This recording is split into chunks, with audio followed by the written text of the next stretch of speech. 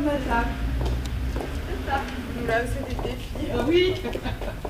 Vous allez bien? Bien et vous? Bonjour. Très bien, et toi? Bien. Ça va? Bonjour. Allez, je vous en prie, c'est gentil. Merci. Et bonjour. Bienvenue. Enchantée. Bonjour, enchantée, Amélie alors. Salomé. Oui, bonjour, Nina et Christine. Bonjour. Bienvenue à Soleil. Et c'est sympa d'avoir traversé ce chantier. Vous êtes déjà venu ici? Tout le monde est déjà venu, d'accord. Vous connaissez un petit peu cette façade avec en face, en fait, si vous regardez bien, vous avez un premier immeuble. Les autres ont été rajoutés plus tard. Hein, donc celui que vous avez devant vous, il a été rénové en 1648. Donc construit, on ne sait pas quand, mais rénové en 1648. Et il y en a un deuxième qui est dans l'autre sens, un début de toiture qui part dans l'autre sens. A priori, c'est les deux frères. Un avait construit l'un et l'autre hôtel particulier. Et il venait de la famille d'Éminie. Éminie, c'était le premier évêque d'Avignon. Hein, donc souvent, il y a un mas d'Éminie aussi en Camargue, donc tout ça devait leur appartenir. Hein. C'était des familles d'origine italienne avec les noms Éminie qui avaient suivi le pape probablement et qui s'étaient installés ici. L'entreprise a quitté la famille Jourdan dans les années 1860 pour passer à la famille Véran. Si vous entendez des gens qui s'appellent Véran, vous direz ils ont peut-être un lien avec, avec cette famille. Donc les Véran, il s'appelait Paul Véran, il était juste derrière, dans la petite rue derrière, et l'atelier était là. Il avait déjà son propre atelier. Donc c'est quand Mathieu Jourdan s'est retiré qu'il a décidé de racheter la fabrique Jourdan, et donc la fabrique s'est appelée Véran. Et Monsieur Véran, il a pris sa retraite dans les années 1909, et il allait toujours à la pharmacie. Il y avait un pharmacien qui était installé dans la petite rue derrière, il y a une petite devanture grise, et là c'était la pharmacie de Charles-Auguste de Méry. Et Charles-Auguste de Méry, il était originaire de Beaucaire. Son père était pharmacien à Beaucaire, et Charles-Auguste, le souci c'est qu'il avait raté le concours. Rappelez-vous qui étudiez, vous connaissez ces affres-là. Hein. Il avait loupé le concours, mais à l'époque, on pouvait être pharmacien de première classe ou de deuxième classe.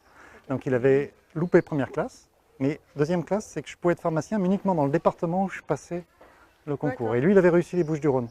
Donc du coup, son père à Beaucaire lui dit, je te trouve une pharmacie à Tarascon. Et il s'est installé là. Voilà. Mais la pharmacie, ça ne lui plaisait pas. On voyait bien qu'il avait fait des études pour faire plaisir à son père.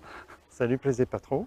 Et du coup, à force de discuter à M. Véran, qui habitait à 50 mètres et qui venait le voir sans arrêt, quand M. Véran a pris sa retraite, il lui a racheté l'entreprise. Et on verra une photo avec tout le monde. En fait, le musée il a été créé en 1988 en hommage à Charles-Henri de Méry, hein, donc celui qui avait développé l'entreprise. Et les enfants ont décidé d'investir dans des pièces. Donc ils ont missionné plusieurs antiquaires, ils ont fait les salles des ventes à fond pour constituer un musée en honneur de leur père. Et comme il fallait que ce soit un musée, il fallait qu'aussi il y ait des éléments bien sûr de la marque Soleil, hein, mais qu'on ait aussi des éléments d'histoire. Donc là, c'est vrai que vous êtes dans votre univers. Hein, il y a de quoi voir. Aujourd'hui, les stylistes viennent ici pour parfois trouver un dessin, s'imprégner, trouver une idée. Hein, avec nos stylistes, mais aussi des gens comme Jean-Paul Gaultier qui sont venus ici, qui se sont amusés. Enfin, voilà. Hein. Vous savez, dans la course, souvent, on met des tissus à... On pend des tissus parce qu'à l'époque, ça a imprimé ici, donc on veut garder ce souvenir-là, hein, même si ça s'est arrêté. L'arrêt, c'est 1977, donc ça remonte à une cinquantaine d'années. Hein, et là, vous aviez le four de séchage. Et ici, ils avaient l'atelier où ils préparaient les tissus, hein, où ils fixaient les couleurs. Et voilà, hein, donc si vous trouvez Charles-Auguste, Charles-Auguste, il n'a pas l'air très sympa, il est à gauche, avec sa blouse blanche, hein, le pharmacien. Et là, on voit déjà les deux métiers qui étaient présents, c'est-à-dire le pharmacien avec ses couleurs, hein, le chimiste qui mélangeait les couleurs, et puis les graveurs, parce qu'il fallait entretenir les planches. Donc il y avait des graveurs, c'était les ébénistes, hein, et on les voit avec l'atelier de cuir. Donc eux, ils travaillaient le bois, et autour d'eux, les autres sont les indienneurs à proprement parler, hein, les gens qui imprimaient, vraiment, avec les planches. Hein. Donc vous avez les ébénistes, les imprimeurs derrière, et puis là vous avez un monsieur avec un nœud papillon. Bon, à votre avis, c'était le comptable. Voilà. Dans les photos anciennes, on arrive à retrouver le poste de chacun dans l'entreprise. Le comptable avait le nœud papillon. Alors là, c'est un petit hommage à une de nos marraines, hein. On a un parrain et une marraine. Alors la marraine, c'est Lady Di, hein, depuis toujours. Et puis le parrain, c'est Pablo Picasso. Donc c'est un petit peu ça, ces deux personnages qui ont joué un rôle autour de Soleil. Et ici, on a voulu rappeler qu'elle portait le sac qu'on appelle la Diana pour elle, entre guillemets, hein, comme le Kelly chez Hermès pour Grasse, etc. Donc on a repris la même idée. Et c'est là où on voit le travail de Soleil, qui est un peu le vôtre aussi, hein, c'est-à-dire on prend la tradition telle qu'elle est, mais on se doit de l'inscrire dans son temps, hein, et de la faire vivre, etc. Et c'est ce que l'on voit ici. Hein, certains d'ailleurs modèles. Si je prends celui-là, Vanessa Bruno l'a repris tel quel, en plus grand. Hein, elle ne s'est pas embêtée. Hein. Elle l'a juste agrandi, mais il était dans cette vitrine. Hein, donc tout est un perpétuel. Et moi j'ai une question là-dessus. Ouais. Comment est-ce qu'on est venu à le faire porter à l'église? Alors moi j'ai trouvé la lettre. On avait ici une américaine. Non, une américaine qui l'a envoyée. C'est-à-dire en disant, moi je trouve comme cadeau. Et elle a eu une réponse qui a dit, ben, on vous remercie beaucoup, ça plaît beaucoup à la princesse. Et on a le courrier de réponse et elle l'a porté. Voilà. Ici, c'est un petit rappel au fait que, alors les gens ne savent pas trop, mais souvent on nous parle le lien entre les Olivades et les Soleiades. Hein, parce que c'est important de bien le connaître, parce qu'en fait les Olivades, c'est rien de plus que l'usine de Soleiade à l'origine. Pourquoi? Parce que dès 1821, ils avaient un problème en s'installant ici dans Tarascon, c'est qu'ils n'avaient pas d'eau. Et il fallait trouver un lieu avec de l'eau pour pouvoir traiter les tissus et surtout faire sécher au pré et éteindre. Et donc pour ça, ils avaient acheté les bâtiments de la Cour du Loup et ils y avaient installé ce qu'ils appelaient la fabrique de mouchoirs. Donc pendant des années, ici à Tarascon se faisait l'artisanat, c'est-à-dire on imprimait à la main, et la partie industrielle, entre guillemets, elle était à Saint-Étienne-du-Grès. En 1947, on est juste après-guerre, Charles et sa femme s'appellent Hélène, et elle s'appelle Hélène Boudin. Et en fait, Hélène, il l'a connue comment? Parce que son grand copain, c'était Pierre Boudin. Ils étaient copains au lycée, et il est tombé amoureux de sa sœur, et il s'est marié avec sa sœur. Et après-guerre, Pierre, il a fait Polytechnique, il n'a pas de travail, c'est difficile, on est après-guerre, hein, tout se reconstruit.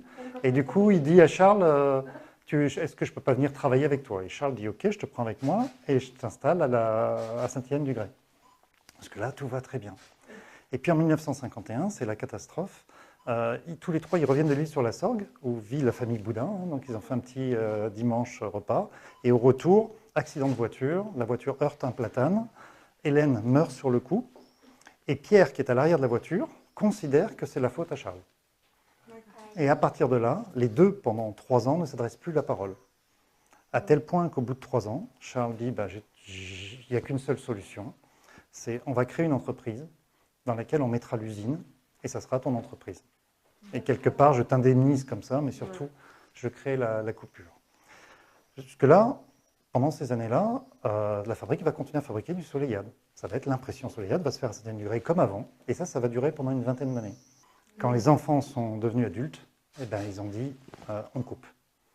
Et donc la décision que Jean-Pierre a imposée à son père, et son père en pleurait, ce qu'ont dit les gens à l'époque, c'était de couper définitivement.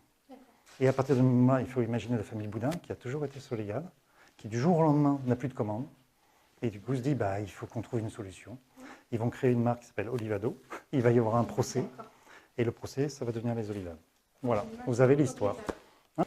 Alors, ici, ça a été une belle surprise. C'est qu'on a un grand historien dans le domaine des Indiennes qui s'appelle Olivier Raveux, qui est basé au CNRS à Marseille, et qui a étudié, lui, était spécialisé sur les transferts de technologies entre l'Asie et l'Occident au XVIIe, XVIIIe, XIXe siècle. Il a 6 domaines d'intérêt, l'un d'entre eux, c'est les Indiennes. Et à partir de là, il a toujours cherché comment s'est fait le transfert de technologie entre l'origine, qui est perse, et comment les Indiennes sont arrivées à Marseille par des quartiers qui imprimaient au carton et qui se sont dit je peux faire des copies moins chères. Et c'est comme ça que ça a démarré. Mais un jour, on l'a appelé parce qu'il y avait un chantier à l'Hôtel-Dieu à Marseille pour créer un hôtel de luxe.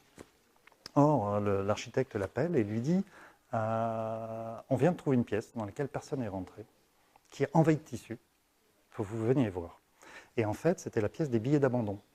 C'est-à-dire qu'à l'époque, quand les femmes ne pouvaient pas élever l'enfant, la sage-femme, pas la femme, hein, la sage-femme prenait l'enfant, l'amenait à l'hôtel-Dieu et écrivait le billet. Parce que les sages-femmes savaient écrire. Les familles ne savaient pas, mais les sages-femmes savaient le faire. Hein, c'était leur métier. Et donc, elles écrivaient qui était l'enfant, etc. Et, ou des choses précises, elles remplissaient le billet. Et souvent, la maman, elle, par contre, demandait un bout de tissu en espérant un jour pouvoir retrouver l'enfant en ayant la deuxième partie du tissu. Parfois, l'enfant portait un nom rattaché au tissu qui l'accompagnait. Hein, donc, beaucoup de bébés s'appelaient Pierre de Lassette Cramoisine. Voilà. Hein, vous aviez tous ces éléments-là. Donc, le tissu était aussi un mode de lien. Vous savez, Tarascon, c'est un grand patrimoine religieux, hein, puisque Beaucaire, c'était la ville du commerce. Et qu'en face, il fallait aller se racheter des fautes que l'on faisait tout au long de l'année en vendant ces produits. Et pour ça, les différents couvents, ordres, avaient compris qu'il y avait ici aussi un moyen de se développer. Et donc, il y avait beaucoup de congrégations. Et donc, il y a beaucoup de chapelles, dont celle-ci.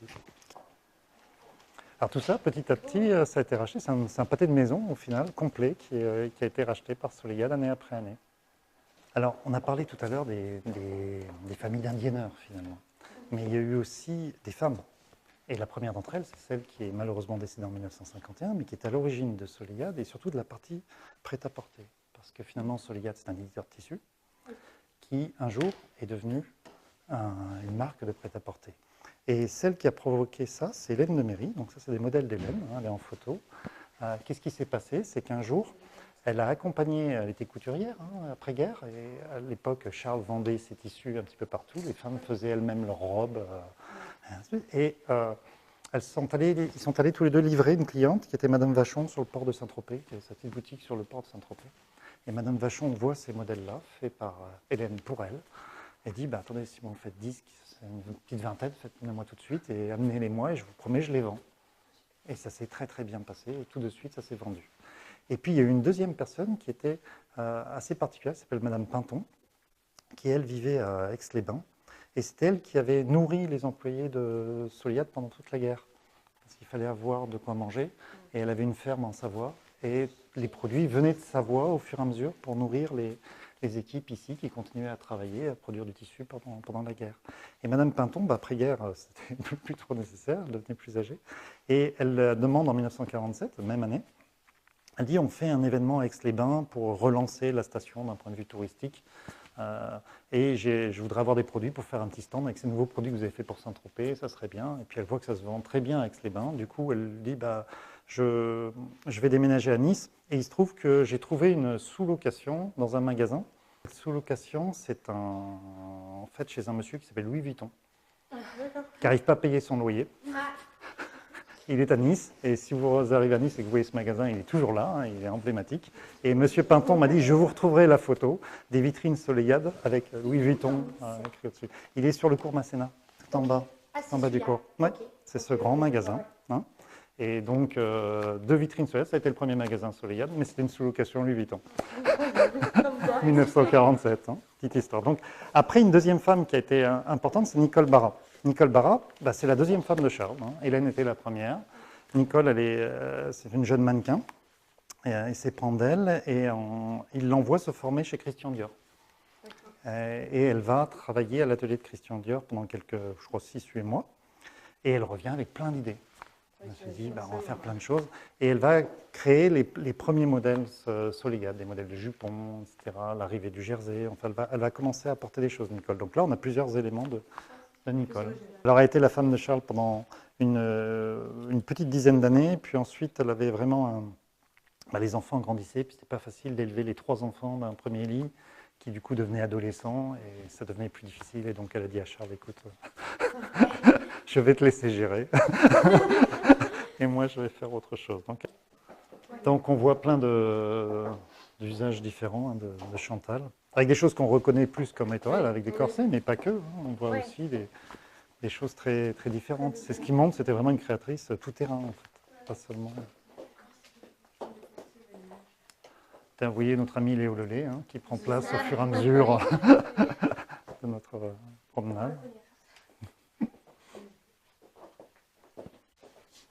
Des premières planches, vendéennes, des livres d'empreintes. Ça, c'est vraiment le fond d'origine. Alors, aujourd'hui, on n'utilisera pas les planches, on n'utilisera pas les livres d'empreintes, par contre on utilisera les échantillons. Parfois que l'on n'a pas que ce que l'on a comme matériel n'est pas suffisant. Et alors là, on va devoir le recréer. Et là, c'est la difficulté, c'est que le designer textile doit recréer avec des défauts. Ah, l'identité, ouais. C'est-à-dire qu'il faut qu'il rajoute des Ouais. défauts. Il faut Ça qu'il se donne voit. l'impression Oui, que... c'est un oui, Voilà, oui, hein, c'est l'inverse. Hein. Par exemple, quand on travaille avec un imprimeur, on fait énormément imprimer à la Siègle, qui est une usine qui est à Lyon et qui appartient au groupe Hermès. C'est une usine qui ne prend pas de clients extérieurs, sauf Soleillado. Normalement, elle ne travaille que pour Hermès. Elle prend le Soleillado. Pourquoi? Parce qu'on est les plus chiants. Hein, parce qu'on se bat sur le petit point qui ne va pas, parce que voilà, il faut que le défaut il soit là. Ce que toi, tu aurais tendance à enlever, moi, je le veux. Ici, c'est les Santibelli, alors. Ce qui est marrant, c'est Pierre Berger, qui est un grand collectionneur Santibelli, il disait toujours, celle-là, c'est la plus belle collection après la mienne. Évidemment. Voilà, en toute modestie. Ici, quelque chose qui est souvent peu connu, il y a un monsieur à Avignon qui a une très très belle collection, qui est un fan de paperoles. Voilà. Les paperoles, c'était ces petits papiers qui étaient rappelez, faits au ciseau, trempés dans l'or, et on créait des choses intéressantes. Hein. Et ça, les paperoles, c'est vrai que c'est assez rare. Puis ici, on a amusé un petit clin d'œil à la ciergerie, parce que c'est vrai qu'on ne la voit pas, mais en 2009, la ciergerie des Prémontrés, elle a eu un incendie. Et du coup, Soleillade a dit, attends, nous, on sauve les indiennes, on ne va pas les laisser disparaître. Donc c'est un peu le maître indienneur qui a voulu donner un coup de main au maître cierrier. Il faut savoir que la ciergerie des Prémontrés livrait le Vatican au XIXe siècle. Ah oui. Donc ce n'était pas une petite ciergerie, c'était une ciergerie qui avait un vrai savoir-faire. Vous voyez ici de l'or posé sur la cire. Hein, donc on est sur quelque chose de très important. Ah, vous allez voir un modèle extrêmement rare parce que c'est ce jupon, là, il est un petit peu caché, mais il rappelle une chose. Il rappelle que le patchwork, c'est né en Provence. Et pour les Américains, pour le monde anglo-saxon, pour les gens que vous allez rencontrer tout au long, c'est super important de leur rappeler. Parce que pour eux, c'est leur culture. Et ce n'est pas n'importe quelle culture, c'était la culture du pauvre. Le pauvre qu'on a mis sur le bateau. Hein, et forcément, il est parti avec ce qu'il savait faire. Et les Indiennes avaient cette particularité-là d'être en fait, finalement, ce qui a fait le succès des Indiennes, c'est le succès du coton. Il n'y avait pas de coton avant. Tout d'un coup, le coton arrive. Et l'avantage du coton, c'est qu'il ne se délitait pas, donc on pouvait le réutiliser. On pouvait récupérer des morceaux et construire quelque chose avec, et c'était le patchwork. Et ça les a suivis tout au long. Donc ça, c'est souvent important quand vous rencontrez des Américains, des Anglais. Oui.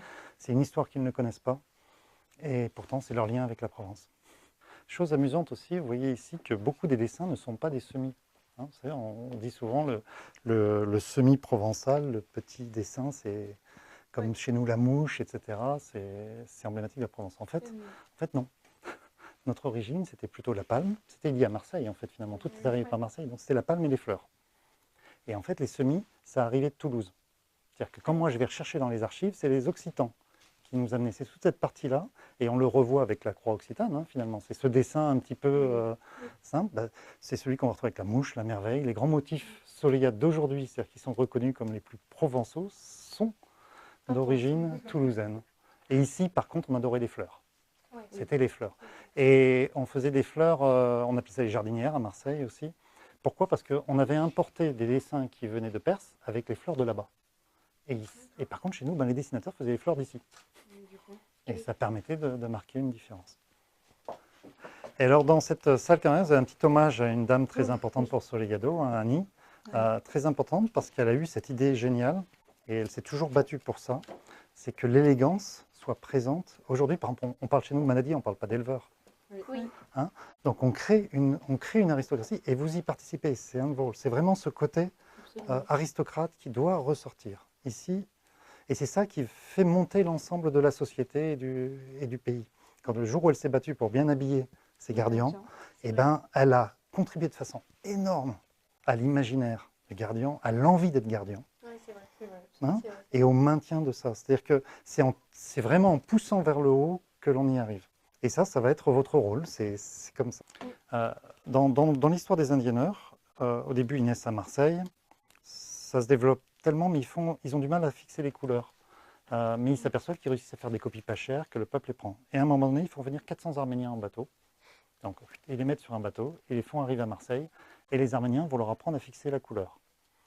Du coup, les Marseillais, à ce moment-là, créent la guilde des ouvriers quartiers se sépare en deux. On va voir les quartiers et les indienneurs. Hein. Et là, on est dans les années 1664. Ouais. À ce moment-là, le métier s'empare. Mais bien sûr, les Arméniens qui sont là doivent vivre, donc non seulement ils t'aident, mais en même temps, ils vendent. Et petit à petit, les deux communautés, hein, les indienneurs provençaux et les indienneurs arméniens, vont se développer dans Marseille pendant une vingtaine d'années. Et puis là, c'est le succès. Toute la France s'en empare. À la cour de Louis XIV, on commence à porter des indiennes. C'est le coton qui prend le dessus sur le lin et la soie. Et en plus, il est coloré, on a des dessins, et tout ça remonte du sud. Et à un moment donné, des émeutes éclatent à Lyon. Des émeutes éclatent en Picardie. Pourquoi? Parce que les ouvriers de la soie n'ont plus de boulot. Les ouvriers du lin commencent à sentir la pression. Et là, Louis XIV, qui a déjà détruit les murailles de Marseille, il va dire stop, il coupe tout. Et ça sera l'interdiction des indiennes. Mais qu'est-ce qu'ont fait les indienneurs qui ont voulu, qui devaient vivre? Ils se sont exilés. Et ils sont exilés vers où? Ils ont suivi les protestants. Parce que les voies d'exil existaient déjà, donc ils ont suivi les voies qui existaient. Donc ils sont partis vers la Lombardie, vers la Suisse, vers l'Allemagne. Et quand on a réautorisé les indiennes, que c'est rouvert la manufacture d'orange, c'était un Suisse qui s'appelait Vetter, et la manufacture de Jouy, c'était un Allemand qui s'appelait Oberkampf. Et c'est lui qui a recréé et développé énormément les indiennes. C'est le seul clin d'œil qu'il fait au sud, dans tous les dessins qu'a Oberkampf. D'accord. Les monuments du sud. C'est le seul, hein, alors qu'il doit tout au sud. Ouais, c'est sûr. Mais là, ouais. Là, je vais vous amener sur la pièce interdite. Hein. Les indienneurs, bien sûr, ils faisaient en dessin les dessins que l'on connaît. Mais de temps en temps, ils faisaient aussi des girafes, Ah ouais. ils faisaient aussi des éléphants, ils faisaient des tas de motifs, des tas de dessins différents. C'était libre. Hein. Ben là, il y a toutes les- Alors là, vous avez une petite extrait, hein. J'en ai plein les greniers au-dessus, il y en a, on ne sait pas, 40 000, 50 000, c'est la plus grande collection au monde. Ce qui est important quand vous regardez, ils ont tous des numéros. Ouais. Alors, un numéro correspond à un dessin. Et en fait, chaque planche correspond à une couleur. C'est-à-dire que quand vous avez, par exemple, ici, le 2973, là, je vois 3 planches, ça doit être un dessin en 3 couleurs. Ok. Hein, chaque planche correspond à une couleur. Si je le prends, là, je dois avoir l'aplat, et puis j'ai ce dessin-là qui vient dessus, et puis ensuite, je vais finir, hop, elles sont attachées, mais je vais finir avec la finesse qui fait le noir. Et on va le voir avec un autre dessin, là. J'en ai plusieurs. Ici, vous avez ce qui est toujours le plus impressionnant, les finesses. Ça, c'est la finesse de la merveille, Ah oui. qui est un dessin D'accord. qu'on connaît bien Ah ouais, aujourd'hui. super. Mais là, on ne fait que le noir, avec cette couleur-là. Ici, dès que vous avez du métal, il faut regarder le travail des artisans à l'époque. Il fallait prendre le dessin, et on voit le travail sur la planche. Mais quand elle est tout bois, le travail est tout aussi important, puisqu'en fait, là, je vais graver du bois, mais uniquement pour faire mes aplats de couleurs. Oui. Et chacune va rentrer dans l'autre. Et donc, il faut imaginer qu'il passait d'abord une couleur, il fallait que ça prenne, et puis ensuite, il prenait une deuxième couleur, etc. Et il y avait, pour se repérer, ils avaient ces petits clous que vous avez sur le côté, qui leur permettaient de bien se positionner, Ah oui, effectivement. de façon à être sûr de... Et tout à l'heure, je vous montrais les petits écarts, tu vois, le vert, c'est pas, là, c'est pas bien centré, le vert, c'est pas bien centré, Oui. il y a un petit décalage. Oui, effectivement. Là, c'est ça qu'on cherche. Ouais, c'est super. Voilà, c'est le défaut du fait main. fait main. Hein, c'est pour ça que vous verrez, quand vous verrez toujours le soleillade, vous vous direz toujours ça, il y a un défaut. C'est un défaut, c'est vrai. Il faut que je le trouve, mais il y est. Et là, c'est le côté pas centré. Oui, effectivement, des fleurs. Mais même à l'époque, on a même quand on fait les poids, ils sont pas ronds. Oui. Parce que c'était pas facile de faire un rond avec du bois. Ah, mais oui, Ah oui. c'est vrai. Donc c'était jamais vraiment parfait. Là, on voit bien l'aplat qui est extérieur. Et puis à l'intérieur, oui, c'était une partie un. qui va rentrer 2, puis 3. Comme ça. Tu vois, vraiment comme les Oui, enfants, voilà. avec chaque planche Ah oui, voilà, te fait c'est une ça. couleur. Ah oui, Voilà. c'est super. Et ça devait prendre... Et ça pouvait aller on jusqu'à... s'en Ah fout, oui. C'était, on pouvait, au maximum, moi j'ai vu 7 couleurs. Ah, Il regarde. l'étalait bien parce que, un peu comme quand vous savez, quand vous utilisez des tampons basiques d'aujourd'hui, Oui, c'est ça, il y a oui. toujours une feutrine. Parce que la feutrine permet de ne pas prendre un paquet, quoi, entre guillemets. Et donc là, c'était du tissu, ouais. Voilà. Il Il étalait, ils étalaient la Ils mettaient peinture. la planche dedans, ils mettaient la couleur sur la planche. Et après, ils mettaient sur le tissu. Ah, il mettait Hein pas... Il n'y avait pas ensuite... Comme ça, ensuite... Non, c'est ça qu'ils mettaient dedans et Oui. qu'ils mettaient la couleur Oui, dessus. tout à fait. Ok, bah Ouais, c'est ouais, ça. c'est ça. Vous dites ben, la c'est même ça. chose. Donc c'est vraiment l'atelier tel qu'il était. D'accord. Sauf que les adhérents n'étaient pas là où vous étiez, mais ils étaient juste derrière ici, Il était là. D'accord. en fait. Voilà. Mais l'atelier, lui, n'a pas bougé. Il est dans son état d'origine. Donc Il s'abîme un peu avec le temps, hein. Oui. Mais bon, c'est derrière la vitre. Et c'est une question qu'on se pose tous les jours. On n'a pas trouvé la vrai. solution dessus parce que, en même temps, il fait vrai encore aujourd'hui. Donc c'est bien de le voir. C'est ça, ça c'est Pour de vrai. Un jour ou l'autre, il n'existera plus. On fera une reconstitution.